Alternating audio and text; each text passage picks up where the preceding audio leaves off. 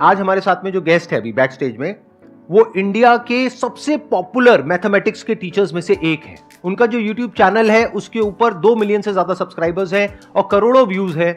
उनके चैनल का नाम है Abhinay maths. Please give an energetic and warm welcome to the one and only Abhinay Sharma sir.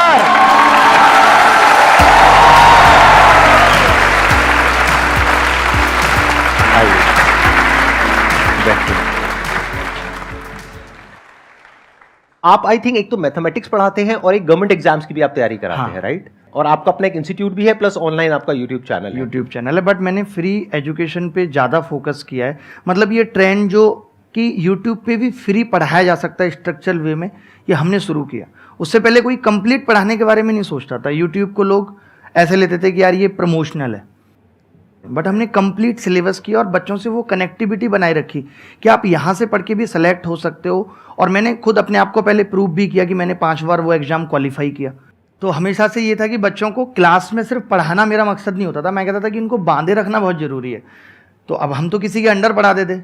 तो एक दिन आगे हमारी कोचिंग इंस्टीट्यूट ऑनर ने मेरे को इतनी बुरी तरह झाड़ा, बोली आप संदीप महेश्वरी नहीं है और वो मैथ्स के लिए रखा हुआ है यहाँ पे, हमें ये काम कराना होगा तो हम संदीप महेश्वरी को बुला लेंगे। तो मैं 2012 में पहली बार मैंने कहा इसने ऐसे क्यों बोला। फिर मैंने तब आपको पहली बार जाना और उसके बाद बहुत सारे वीडियोज मैंने आपके देखे हैं और हमेशा बच्चों को भी कहा है और अपने अपने तरीके से बातों को आगे ले जाया है कि भाई इस तरीके से आप तैयारी करो, ये दिक्कतें आएंगी, सबके साथ आती हैं। मैंने संदीप जी मतलब जो लोग मुझे क्रिटिसाइज करते थे ना, मैं उनको भी कह दिया। मैंने कहा सुनो 4 साल बाद बताएंगे तुम्हें कि हम क्या हैं। कुछ नहीं है। सन 2014 में रोटी का जुगाड़ नहीं कर पा रहा था और मेरा रिजल्ट आया और उसमें मेरा सिलेक्शन प्रॉपर ठीक तरीके से नहीं हुआ तो मेरे रिश्तेदारों ने मेरी जान ले ली कॉल कर करके। मैंने कहा भाई सुनो, तुम्हें लग रहा ना बहुत बड़ी चीज है, कोई बहुत बड़ी चीज नहीं है, निकाली नहीं हमने, अलग बात है। और मैंने कहा आज तुम्हें पूछने की जरूरत पड़ रही है कि मैं क्या कर रहा हूं, लेकिन 4 साल बाद जरूरत नहीं पड़ेगी, तुम्हें अपने आप पता चल जाएगा कि मैं क्या कर रहा हूं। तो वो मुझे लगता है कि कह दो ना, शुरू से ही कमाल है। मतलब तो एक प्रेशर आ जाता है यार अब तो करना है। और एक चीज और भी होती है कि मैंने बहुत, संदीप जी जैसे आजकल चल रहा है, मैं नाम कमाने के पीछे नहीं भागा कि मुझे बहुत व्यूज या सब्सक्राइबर चाहिए। मुझे लगा कि एक कम लोग जाने लेकिन सम्मान की नजर से जाने कि हमने अच्छा किया है। मैंने देखा आपकी शुरुआत हुई थी बुलंदशहर से, राइट? बुलंदशहर में और गांव तब है। आप बहुत ही छोटे लेवल से एक लोअर मिडिल क्लास फैमिली से आप आते हैं। लोअर नहीं, हमारा तो ये हाल था जी कि 3 महीने केवल चटनी से रोटी चल रही है, सब्जी भी अफोर्ड नहीं कर पा। अच्छा, नॉट इवन मिडिल क्लास। हाँ, मतलब वहां से लेकर के आज जो आपका सफर है, आज मैंने देखा आपकी वीडियोस में आपने कई जगह पे बताया कि आपके पास में मर्सिडीज है, राइट? मेरे पास 9 अलग अलग ब्रांड्स की कार है। मेरा छोटा बच्चा 1 साल का, उसके पास भी 2 सीटर कार है। सर हमें भी कभी घुमा दो। मैं शुरू से थोड़ा सा बता देता हूं कि मैंने प्राइमरी स्कूल से पढ़ाई की 5th क्लास तक। लेकिन जो मुझे एक चीज अपनी लगती है, जो मैंने पिताजी से भी, कि जीतना एक आदत है। आप ये नहीं कह सकते कि मैं तब ऐसा करना अच्छा शुरू करूंगा। जीतना एक आदत मतलब घर में 3 भाई बहन है तो उनमें भी मैं सबसे आगे हूं, काम करने में भी। पिताजी का बिस्तर लगाना मैं सबसे आगे लगा दूंगा। तो जीतना एक आदत है जो डेवलप करनी पड़ती है। चाहे भले ही मैं घर की छत पे क्रिकेट खेल रहा हूं, लेकिन वहां भी मुझे जीत की भूख है। तो ये भूख डेवलप करनी पड़ती है।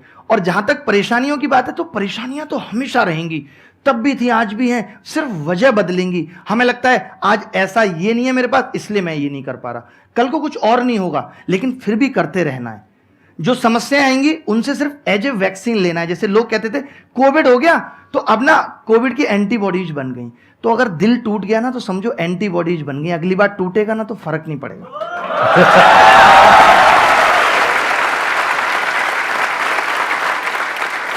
जो लोग खुशी में ज्यादा खुश हो जाएंगे, फिर दुख आता है तो तुरंत, जैसे कोई रिश्ता शुरू ही होगा पागल हुए जा रहे हैं, अलग ही दुनिया में चले गए। वही लोग दुखी हैं, दुखी वही लोग हैं।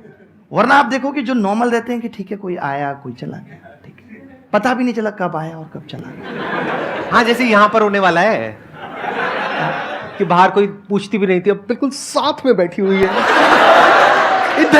इधर भी, और फिर आई और चली गई। ये भी मोटिवेट, हम तो जब ट्यूशन पढ़ते थे, हमारा स्कूल तो हमेशा लड़कों वाला रहा, बट हमने ट्यूशन हमेशा वो लगा जहाँ 2-3 लड़कियां हैं। पता है उससे क्या होता था, यार मैं पढ़ के जाऊंगा, पहले टीचर पूछेगा झट से जवाब बता दूंगा।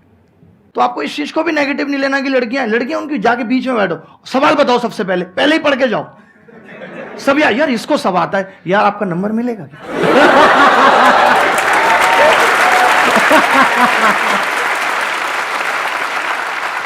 उसके बाद 6th 7th 8th क्लास तक हमने गांव में अपना जीवन बिताया। 6th 7th एक स्कूल था, 8th में दूसरे स्कूल में गए। वो स्कूल कोएड था, लड़कियां भी उसके अंदर पढ़ती थी। मेरे को तो कोएड भी अभी 2014 में पता चला उसको कोएड बोलते हैं। मैं जब दिल्ली में 2012 में आया था, मुझे एक्सक्यूज मी मेट्रो में कोई बोलता था, मुझे लगता था ये मुझसे बात करना चाह रहा है। मैं आपको बता रहा हूँ कि मेरी अंग्रेजी बहुत ही मतलब लो ग्रेड जिसको कह सकते हैं वो है। लेकिन इनकी जो मैथ्स है वो कमाल है। और 10th में मेरे को पता है आपके 100 में से 100 आए थे, राइट? मैं 10th में भी 12th में भी। अच्छा, 12th में भी आए थे। तो इनका नाम अभिनय मैथ्स ऐसे ही नहीं है।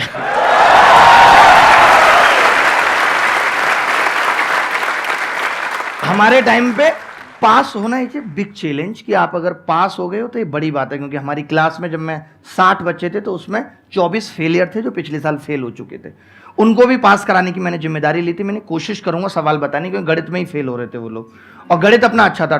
10th में तो मुझे बहुत हाई ग्रेड फीवर भी था, बट मैंने पेपर अपना आधे टाइम में निपटा लिया था। वो कैसे ऐसा हो पाया था, क्योंकि मैं ना गणित बहुत पढ़ता था। जैसे बहुत पढ़ने का मतलब है कि मैं कॉपी पे कॉपी बना रहा हूँ। मैंने बिजनेस चालू कर दिया था। सरकारी स्कूल में कुछ हो ना हो काम चेक होता है, तो मैं बच्चों को ना वो गणित की कॉपियां बना बना के बेचता था। 10 की कॉपी 5 का पेन, डबल रेट 30 रुपए।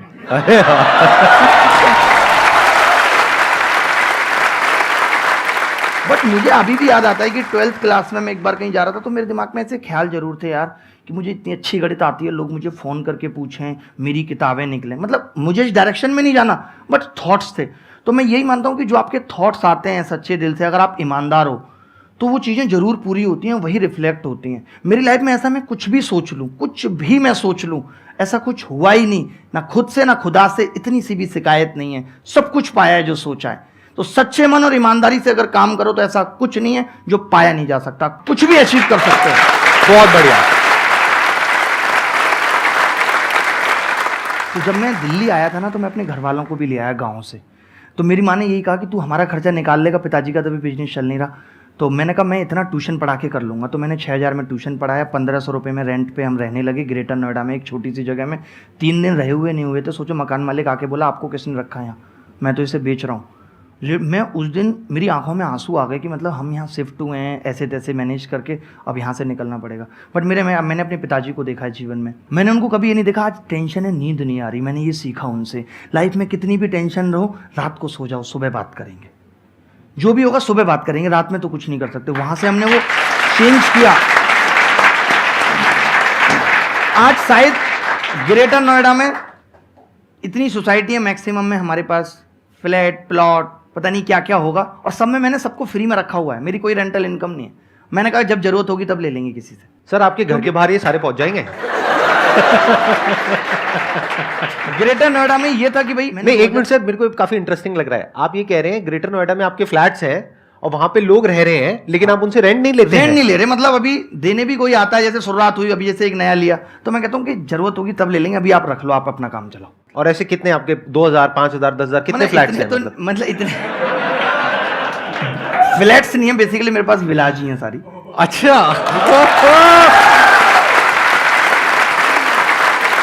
क्या थोड़ा बहुत हंसी मजाक चलेगा ना, प्लीज बुरा मत मानना। हाँ मैं कंफर्टेबल हो गया, मतलब मुझे हंसी मजाक बहुत पसंद है। मुझे लगता है कि जीवन में ऐसा नहीं कि सीरियस दिखना जरूरी नहीं है कुछ भी करने के लिए। आप अपने काम के प्रति सीरियस रहो, लेकिन ये नहीं कि मैं हाथ भी हिलाऊंगा ऐसे कर। तो जब हमने ये शुरुआत की, हम दिल्ली आ गए भाई, हमने पढ़ाना भी शुरू किया। हमने 2013 में किताब लिखी, और पिताजी बोले किताब लिख रहा हूं मैं, करोड़ों रुपए कमाएंगे। किताब एकदम सुपर महाफ्लॉप, क्योंकि जब आपको कोई जानता नहीं है तो आपकी किताब पढ़ेगा क्यों। हमने 2000 किताबें छपवाई, कोई बिकी नहीं, मतलब 2-4 बिकी, और जिसने ली वो बोला किताब बहुत अच्छी है। मैंने कहा दोस्तों को बताओ, लेकिन ले कोई नहीं रहा, क्योंकि जब तक आपका नाम नहीं है, नाम बनाना बहुत बड़ी बात है, मैं आपको बता रहा हूँ। तो 2013 में मैं पढ़ा रहा हूँ, 12 में नौकरी लगी, इसलिए छोड़ दी कि दिल्ली में लेंगे। फिर 13 में नागपुर लग गई, और देहरादून से सीधे नागपुर चले गए। जब मैं लौट के आया, मैं कोचिंग में गया, लोग बोले आपको 650 रुपये घंटे पे रखेंगे, जबकि उससे पहले मैं 1450 रुपये घंटे लेता था। आज मैं आपको बता दूं मेरी ज्वाइनिंग फीस 50 करोड़ है, और मैं 1,29,000 रुपये घंटे लेता हूं पढ़ाने के।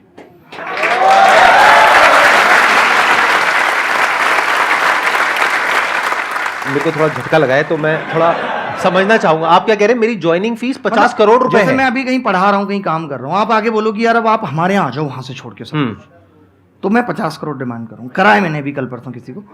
अच्छा, ठीक है। 2017 में मुझे ऐसा लगता है कि एक नॉर्मल मेंटेलिटी के हिसाब से मुझे टूट जाना चाहिए था। मुझे खुद लगता है कि मैं क्यों नहीं टूटा, बट मुझे टूट जाना चाहिए, क्योंकि आप सरकारी नौकरी छोड़ चुके हो। You have no option B, आपके पास कुछ नहीं है। पढ़ाने में आप ऑलरेडी एक बार फ्लॉप हो चुके हो, आप फिर दोबारा कैसे उस जगह आ सकते हो जहां आपके पास इस्टेब्लिशमेंट का भी पैसा नहीं है। मैंने एक फ्लैट मोबाइल बेच के लिया जो इंटरकनेक्टेड होते हैं दिल्ली में, आपको पता है, ये मुखर्जी नगर में। और मैं और मेरा भाई बैठा, हम सुबह स्टूल खुद लगाते थे। आपके भाई भी आए हुए हैं यहाँ पे? हाँ। अरे नमस्कार जी। इसके बाद ये हुआ कि मुझे आपकी कहानी सर इंटरेस्टिंग होती जा रही है। मेरे को ये जानना है कि अभी YouTube कहाँ से आया बीच में? वही लेके आ रहा हूँ, बस वही पहुंच रहा हूँ। हाँ। तो 2017 में सब कुछ खत्म हो गया। भाई 650 रुपये घंटे पढ़ाना तो था ही, तो मैंने कोचिंग में भी शुरू कर दिया। 650 ही सही। मतलब मैंने ये नहीं सोचा कि मैं तो इतना बड़ा टीचर था। मैंने, लोग जनरली क्या करते हैं, जब बड़ा हो जाते हैं और जब वो टूटते हैं तो वो छोटे काम नहीं करते, बट मुझे ऐसा लगता है कि कर लेने चाहिए। वक्त के हिसाब से कुछ भी बुरा नहीं है, तो मैंने कर लिया। मैंने अपनी कोचिंग भी खोल ली। मैं सुबह स्टूल लगाता था और बाहर जाके खड़ा हो जाता था, क्योंकि बच्चों को लगता था कि हम तो बड़े आदमी हैं, ये वो। टीचर को बच्चा बड़ा मानता है, तो मैंने कहा इनको ये ना लगे कि मैं ऐसी जगह पे रह के यहीं पढ़ाता हूँ, यहीं खोलता हूँ। तो हम सुबह स्टूल लगा के नीचे बैठ जाते थे, रात को उसी में पलंग डाल के सोते थे। और धीरे धीरे करके उन्होंने थोड़ा थोड़ा पैसा भी देना शुरू किया और ठीक चलने लगा। उन्हीं में से एक लड़का बोला कि जो आप पढ़ाते हो ना, मेरे को 4 साल हो गए हैं धक्के खाते हो, मैंने ऐसा टीचर नहीं देखा, आप बहुत अलग बताते हो, ऐसा कोई नहीं है। तो उसने एक टीचर भी दिखाया कि ये देखो फेसबुक पे वीडियो डाला, 10,000 व्यू आएगा। 10,000 लोग। मैं तो व्यू नहीं जानता था उस टाइम, सब्सक्राइबर नहीं जानता था क्या होता है, क्योंकि मेरी टेक्निकल नॉलेज बड़ी कम थी। तो मुझे तो नॉलेज, मैंने 10,000 लोग देख रहे हैं तो बहुत बड़ी बात है। तो अच्छा, तो वो बोला आप वीडियो बनाओ। मैंने कहा यार नहीं, क्योंकि उस टाइम डर लगता है, आपके रिश्तेदार क्या कहेंगे, आप एक ऑलरेडी हारा हुआ फील कर रहे हो। तो मैंने उसको यही बोला, मैंने कहा यार चलो वीडियो बना लेते हैं। और ये बात है 3 अक्टूबर 2017 की। वो बंदे ने वो वीडियो हमें बिना बताए अपलोड कर दिया चैनल। 6 दिन के अंदर वो वीडियो, उसके 701 सब्सक्राइबर थे, 1 लाख सब्सक्राइबर उस टाइम पे हो गए और 1 मिलियन लोगों ने देखा। आपकी पहली वीडियो ही वायरल हो गई? वायरल हो गई थी पहली ही, डायरेक्ट। ये नहीं कि कई बनाई है, ठीक है। मैं थोड़ा यहाँ पे आपसे समझना चाहूंगा, ऐसा क्या था उस वीडियो में? मतलब मुझे अलग क्या था उसमें? अगर इसमें से काफी लोग जानते होंगे तो जानते होंगे, क्योंकि मैंने ऐसी चीजें बनाई हैं जो इस ब्रह्मांड में भी, गणित में पहले कहीं नहीं थी। मैं ट्राइंगल का एंगल 0 कर देता हूँ, जो कहीं नहीं था। ट्राइंगल का एंगल 0 करके सवाल का आंसर। मुझे समझ नहीं आया, लेकिन अच्छा लग रहा है सुनने में। मेरे कॉन्सेप्ट ये थे कि रेक्टेंगल को लात मार के समचतुर्भुज बना दो, रोम्बस बना दो। अच्छा। इस तरीके के कॉन्सेप्ट थे कि स्क्वायर को लात मारो तो ये बन जाएगा। तो नहीं, तो आपकी उस पहली वीडियो में ऐसा क्या खास था कि इतनी तेजी वो से ये था, वायरल हो गई? मैं बताता हूँ। उसमें ये था कि मैंने जो चीजें बताई थी, जिन क्वेश्चंस को करने में लोग फंस रहे थे और 2-2 3-3 मिनट लेते थे, उसका मैंने एक ऐसा जुगाड़ बता दिया था कि ये लगाएं। और वो एक बड़ा जेन्युइन जुगाड़ था। मुझे अभी भी लगता है कि वो पहले किसी ने क्यों नहीं सोचा, मैंने ही क्यों सोचा। तो एक बहुत क्लियरिटी, जैसे लोग कहते हैं कि आज वैल्यू पिट कर लो, तो मैंने उस पर क्लियरिटी थी कि क्यों कर लो और कब कर लो। और मैंने उसमें अपनी किताब का नॉर्मली जिक्र किया था। लोगों को लगा ये आदमी ऐसा क्या बता रहा है, इसकी किताब में क्या होगा। मेरी किताब पर डे 5-5-6 लाख की बिकने लगी। किताब है ही नहीं, एग्जिट ही नहीं कर रही, फ्लॉप हो चुकी, तो पढ़ी है, छपा ही नहीं हमने, लेकिन वो बिकने लगी वेबसाइट से। वो बड़ा मजा आने लगा। भाई बोला भाई किताब ऑर्डर दे दो यार, किताब ऑर्डर दे दो। फिर मैंने कहा अपना चैनल बना लेते हैं। मैंने अपना चैनल बनाया, मुझे लगता है कुछ 8 महीने से कुछ दिन कम थे, 1 मिलियन लोग जुड़ गए थे 8 महीने में। और सिर्फ 121 वीडियो थी, और वो भी सिर्फ गणित की, पढ़ाई का कंटेंट बनाना। उस टाइम पे शायद हम सेकंड ऐसे यूट्यूब चैनल थे जिसके 1 मिलियन थे। उससे पहले और लोग, और ऑर्गेनिक। एज कितनी थी तब आपकी? 26 साल कुछ महीने का था मैं। तो मतलब अभी आप 31 साल के हो? 31 साल का। लगते नहीं हो सर, मतलब मेंटेन किया हुआ है। अब 2 मैंने बच्चे आपको बोला, अभी मुझे बोल दो। आप मुझसे भी यंग लग रहे हो। अच्छा, थैंक यू। इतने पॉजिटिव हैं आप। पॉजिटिविटी चेहरे की ग्लो है। ये लोग तो क्रीम और पार्लर में ऐसे ही फंसे पड़े हैं। असलियत तो पॉजिटिविटी में ही ग्लो है। मेरे को ये पूछना था कि सर जो लाइफ में अब एक सीरियसनेस अभी तक नहीं आ पा रही है, जब अब करियर का मेन एक पॉइंट आ चुका है जहाँ से टर्न करना है लाइफ के गोल पे, पर सर अभी तक वो सीरियसनेस नहीं आ चुकी है, क्योंकि स्कूल लाइफ खत्म हो गई, कॉलेज लाइफ खत्म होने वाली है। देखिए, ये तो सारा गेम प्रैक्टिस का है। जैसे आप देखते होंगे कि जब हम जिम में जाते हैं तो हम डंबल उठाते हैं, हम ये एक्सरसाइज करेंगे तो एक दिन में नहीं, ये हमारे बनने लगते हैं। ठीक है, मेरे हैं, मैं कभी जिम गया नहीं, बाई बात। ठीक है, तो ऐसे क्या है, ये दिमाग की प्रैक्टिस का गेम है। ये तो बहुत नॉर्मल सी बात है, इसमें सीरियस की कोई बात नहीं कि आप बहुत सीरियस हो गए। सीरियस हो जाओगे, आपकी मेंटल हेल्थ ठीक नहीं रहेगी। आपको लगता है कि जैसे आपको बीच में खाली टाइम है, मैं बच्चों को कहता हूँ कि अपने रूम को भी स्ट्रक्चर्ड रखो, क्योंकि हमारे इस बात से हम पे बहुत फ़र्क पड़ता है कि हम जहाँ बैठ के पढ़ रहे हैं वहाँ माहौल कैसा है। जैसे आप अभी यहाँ बैठे हो तो एक अलग पॉजिटिविटी, आपके दिमाग में कुछ नहीं चल रहा, आप प्रेजेंट में जी रहे हो, क्योंकि यहाँ ऐसा एनवायरनमेंट बना हुआ है। तो एनवायरनमेंट का बहुत फ़र्क पड़ता है। ये नहीं कि आपकी 4 किताबें वहाँ पड़ी हुई हैं, निक्कर वहाँ पड़ी हुई है, तौलिया वहाँ पड़ी। आप रूम भी ऑर्गेनाइज वे में रखो, अपनी टेबल पे बैठ के आप सोचो कि आपने 2 घंटे पढ़ लिया, धीरे धीरे करके टाइम बढ़ेगा, 1 घंटा बढ़ाओ, 1 घंटा लगाना, आपको पता है कि इसी से कुछ होगा। नहीं हो पा रहा है, रूम में आप लिख के टांग लो, बेटा पढ़ ले, नहीं तो तेरा कुछ नहीं होगा, रिश्तेदारों को क्या जवाब देगा, माँ को क्या जवाब देगा। हम मोटिवेशन ढूंढते हैं, हमारे घर में है। हमारी माँ इतने दिनों से 1 साड़ी 2 साड़ी में जीवन गुजार रही है, जिसने अपने सपनों को दबा के हमें यहाँ तक पहुँचाया है। तो इससे बहुत कुछ मिलता है कि नहीं मुझे कुछ करना है यार, मैं कैसे नहीं करूँगा, इतने सारे लोग कर रहे हैं, सबको बराबर वक्त मिला हुआ है, तो क्या ऐसा है। हमें लोगों से सीखने की ज़रूरत है। आज क्या है, स्ट्रेटेजी सबके पास है बट इम्प्लीमेंट नहीं कर पा रहे। स्ट्रेटेजी कुछ नहीं भाई, आपको पता है कि सीजन निकालना है तो पढ़ना पड़ेगा। मैं देखता हूँ एक दोस्त पढ़ रहा है, दूसरा उसके कहता है अरे भाई पढ़ रहा है, अरे नहीं पता कहाँ चलना है। मतलब हम उससे ये कहने में झिझक रहे हैं कि यार मैं नहीं पढ़ रहा, भाई मैं पढ़ रहा हूँ, तू भी पढ़। हम अगर अपने जीवन के दिनों का, सेकंडों का हिसाब लगाने लगे ना, तो कोई नहीं रोक सकता कि आज मैंने दिन में, जब आप रात को सो तो एक ही काम करना है कि आज मैंने दिन में क्या किया, इसका मैं जो चाहता हूं अपने जीवन में उसमें क्या फायदा होने वाला है, यस और नो, खुद से जवाब करना है। Excellent point.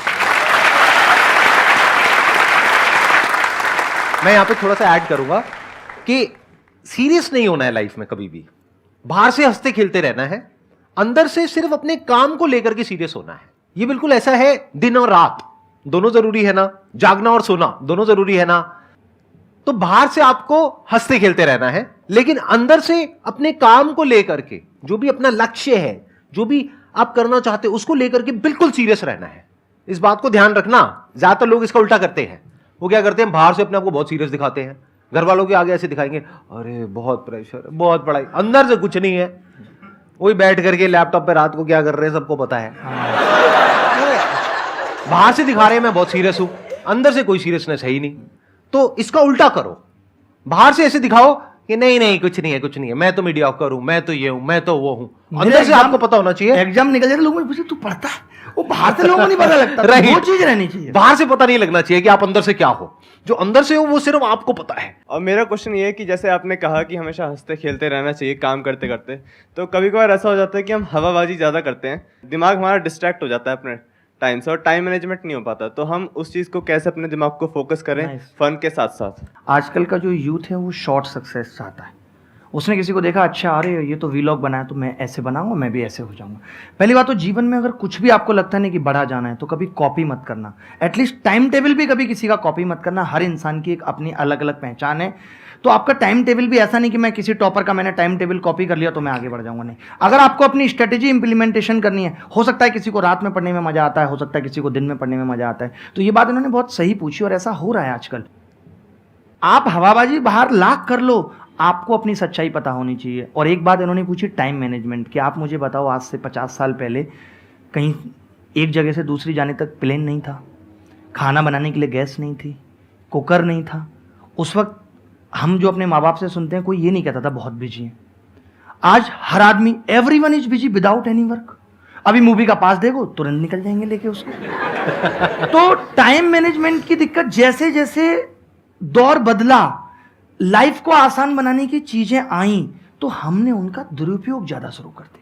लाइक मोबाइल इसलिए आया कि एक इंफॉर्मेशन पहुंचानी है, बट हम उस इंफॉर्मेशन से, आज आप कितने लोग आप में से ऐसे होंगे कि मोबाइल जिस काम के लिए उठाते हैं, हालत ये वो भूल जाते हैं और पता चलता है इंस्टाग्राम व्हाट्सएप पे जिस काम के लिए मोबाइल उठाए वही भूल गए। सोशल मीडिया पे आपने अपने 2-3 घंटे 4 घंटे खराब कर दिए तो उसके बाद में आप पढ़ने लायक हालत में भी नहीं रहोगे, क्योंकि बॉडी पूरी स्टिफ हो जाएगी और माइंड भी धज्जियां उड़ जाएगी। रिग्रेट होगा उसके बाद, राइट। तो ये भी समझो कि किस तरह से अपने टाइम को यूटिलाइज करना है। बाहर खेलने जाओ, वो हम नहीं करेंगे। हम क्या करेंगे, कंप्यूटर पे बैठ करके वीडियो गेम्स खेलेंगे। अरे उसकी बजाय आप बाहर खेलो ना, जाकर के 1 घंटा खेलो, 2 घंटा खेलो, 3 घंटा खेलो, कौन रोक रहा है। वो आपको पढ़ने में मदद ही करेगा, क्योंकि आपकी फिजिकल फिटनेस बेटर होगी, उससे मेंटली भी आप बेटर फील करोगे। ये जो होता है ना, कई बार माइंड में बहुत सारे थॉट चलने लग जाते हैं, एक ऐसी स्टेट आ जाती है जब कुछ समझ नहीं आ रहा होता है कि क्या करें। वो इसलिए है क्योंकि आप बैठे हुए हो और एनर्जी अंदर अटकी हुई है। उसको रिलीज करो, जा करके पार्क में दौड़ लगा करके आओ, आधा घंटे की, 1 घंटे की। जब कभी मेरे साथ में ऐसा होता है तो मैं तो सीधा जाता हूं, जॉगिंग करता हूं।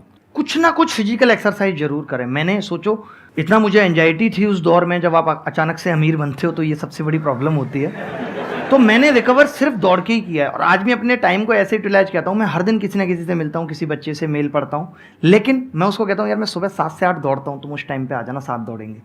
मैं शाम को कई बार खेलता हूँ 5 से 6, मैं कहता हूँ यार उस टाइम पे आ जाना, खेलेंगे, उसको भी अच्छा लगता है। तो मैं अपने टाइम में उसको एडजस्ट कर दिया, अलग से भी नहीं देना क्या पड़ा। खेलते हो सर आप?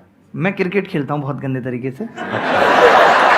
अच्छा, में फार्म हाउस है, काफी हमने बना रखा है, बहुत अच्छा। तो क्रिकेट का तो मुझे भी बहुत शौक है, मैं आना चाहूंगा आपके फार्म हाउस पे खेलने के लिए। बहुत मजा आएगा, और इंस्टेंट आपको हम ताजे गाय की दूध की चाय पिलाएंगे। हमारे पास गाय भैंस 2 फार्म हाउसेस हैं हमारे। हम भिंडी से लेकर के लौक की चीनी सब कुछ घर का खाते हैं, उसके अलावा बाहर का पक्का कहीं बाहर पीछे जाकर के मना मत कर देना कि नहीं वो कैमरे में था ये दिखाने के लिए। रिसेंट आएंगे तो इतना मीठा भुट्टा कि शायद शुगर फेल हो। मैं अगर अपनी पूरी फैमिली के साथ आऊं तो चलेगा? फैमिली के साथ ही चलेगा, पूल वगैरह सब कुछ है, बहुत बहुत धन्यवाद। सर बिल्कुल एंड आ गया है, तो मैं भी एक आध डायलॉग मारता हूँ, आप भी एक आध डायलॉग मारना, और बस यहीं पे खत्म खत्म कर देंगे इसको। करते हैं। बस। शायरी के साथ करता 1-2 हूँ। मिनट के अंदर ना, आप शायरी पे खत्म करना। मैं क्या कह रहा था, मैं भूल गया, आप शायरी पे खत्म करो।